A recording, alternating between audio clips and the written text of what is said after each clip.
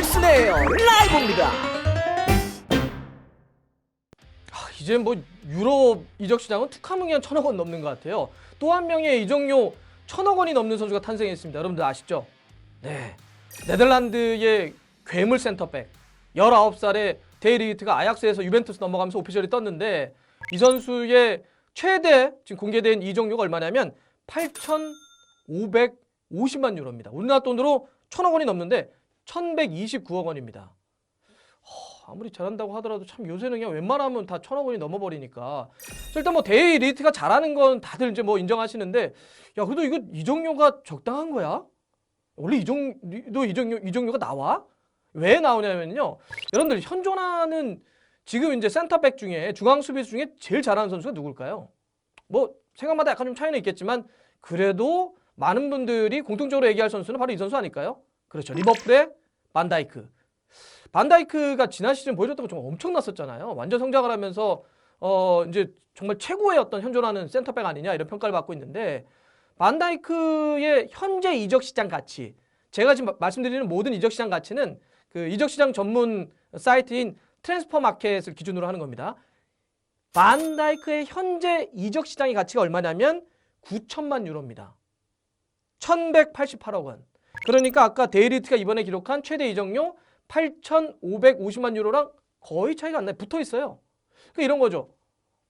아무리 데이리히트가 좋아도 현존하는 최고인 반다이크랑 거의 비슷해? 똑같아? 뭐 이런 거예요. 반다이크가 사실은 뭐 지금 최고 아니냐라고 하는 것은 뭐 그냥 이렇게 팬들만의 의견은 아닌 것 같아요. 얼마 전에 영국의 그 포포트가 그 현존하는 최고의 센터백 탑 10을 선정을 했는데 이렇습니다. 자, 2위 역시 리버풀의 반다이크입니다.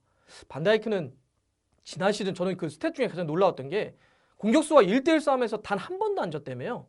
100% 드리블 저지 성공률. 와, 진짜 놀라운 괴물인데, 자 1위로 이 반다이크가 됐고 2위가 레알 마드리드의 라팔 바란입니다. 특히 그 월드컵에서 보여줬던 프랑스 대표팀으로서의 그 능력은 정말 대단했죠.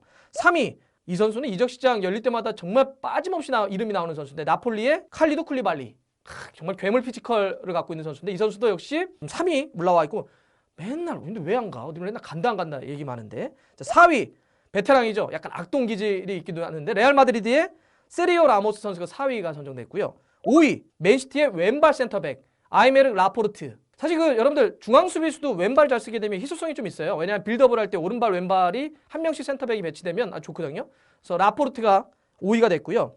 6위 이 선수도 정말 경험 많은 선수죠. 바르셀로나의 제라르 피케 선수가 6위입니다. 자, 7위 얼마 전에 이탈리아 세리아로 이적한 인터밀란의 디에고 고딘. 진짜 영리한 센터백. 자, 8위는 유벤투스와 이탈리아의 어떤 전설적인 수비수라고 해야 될 것 같은데 지오르지오 키엘리니. 그다음에 이제 9위, 10위가 다 토트넘 선수들이에요. 이게 아무래도 이제 영국의 포포트가 선정해서 그런지 이렇게 프리미어리그 쪽 선수들이 좀 많은 것 같기도 하는데, 9위가 토트넘의 얀 베르통은, 10위가 토트넘의 역시 토비 알도웨이럴트 이렇게 선정이 됐습니다. 자, 이렇게 놓고 보더라도 반다이크가 현재 현존하는 최고의 어떤 수비수 아니냐라고 하는 건 뭐 많은 곳에서 많은 분들이 이야기를 하는 것 같고 이런 매체들도 많이 선정을 하고 있는 것 같은데, 데이리히트가 이 육박을 하다 보니까 야 이거에 대해서 지금 여러 가지 말들이 좀 나오고 있는 것 같아요. 물론 좋은 수비수지만. 그래서 이번에 데이리히트가 이렇게 높은 몸값을 기록한 제가 5가지의 일단 이유를 한번 정리해서 말씀드리려고 합니다. 첫 번째, 요즘은 그 유럽 이적 시장에서 에이전트들이 무슨 얘기를 하냐면 센터백들의 몸값이 상당히 올라가고 있대요.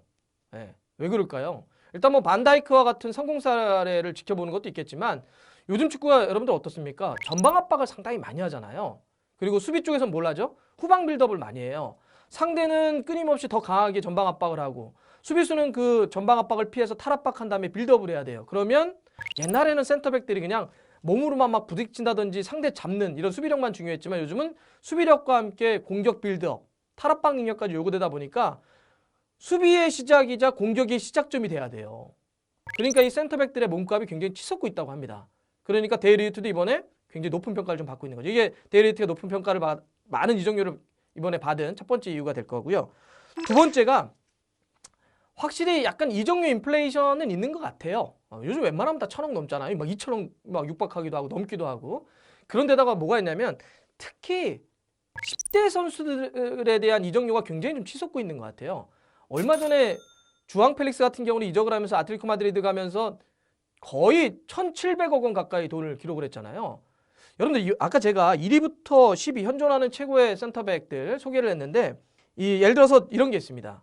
이적 시장의 가치가 나이하고 맞물리는 게 있어요. 예를 들어서 뭐 반다이크 같은 경우는 아까 이적 시장 가치가 9천만 유로라고 말씀드렸고 2위 바란 7천만 유로, 그다음에 3위 쿨리발리 7,500만 유로. 여기까지는 이제 대충 이해가 좀 되시죠? 웬만하면 다 900억 이상들이니까. 근데 4위였던 세르히오 라모스의 이적 시장 현재 가치가 얼마냐면 300억 조금 넘어요. 2,500만 유로. 왜 그럴까요? 오히려 5위인 라포르트는 7,500만 유로, 거의 1,000억 원에 육박을 하는데 4위인 세르히오 라모스는 왜 2,500만 유로밖에 안 될까요? 나이 때문에 그렇습니다. 세르히오 라모스는 현재 나이가 33살입니다. 그러면 이거는 이제 그 가용 연한이라고 해야 될까요?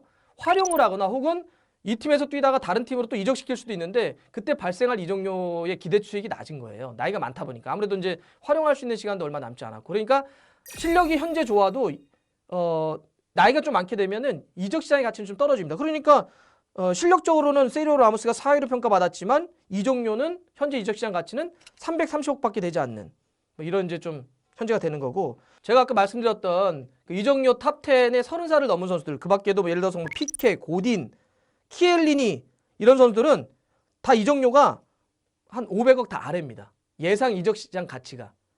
특히나 키엘리니 같은 경우는 34살이잖아요. 그 트랜스퍼 마켓에 얼마 나와 있냐면 현재 이적 시장 가치가 750만 유로예요. 99억 원입니다. 이러면은 K리그도 좀 해서 데려올 수도 있을 정도. 예를 들어서 물론 뭐 큰 돈이긴 하지만. 그러니까 역시 이렇게 나이라고 하는 게 있어요. 그러니까 데리우트 같은 경우는 아까 이적 시장에 인플레가 있는 데다가 10대들에 대해서 10대들의 나이 몸값이 치솟고 있는데 왜? 아무래도 오랫동안 활용할 수 있으니까. 그리고 나중에 이적료를 갖고 또 되팔더라도 그만큼 기대 수익이 높기 때문에 19살의 데리우트가 이번에 어마어마한 거의 뭐 1,000억 원이 넘는 1,129억 원이라고 하는 이적료를 기록할 수 있었던 거죠. 자, 세 번째 같은 경우는 이번에 그 경쟁이 붙게 되면 몸값은 치솟습니다. 데리우트가 지난 시즌 정말 잘해줬잖아요. 뭐 이 네덜란드를 대표하는 혹은 아약스를 대표하는 수비수가 되면서 이번 여름에 이 데리우트를 데려오려고 정말 엄청난 경합이 붙었어요. 여러 개의 팀들에서. 그러다 보니까 이적료가 굉장히 올라가게 되는 거죠. 이거 대표적인 사례가 저런 거 아닙니까?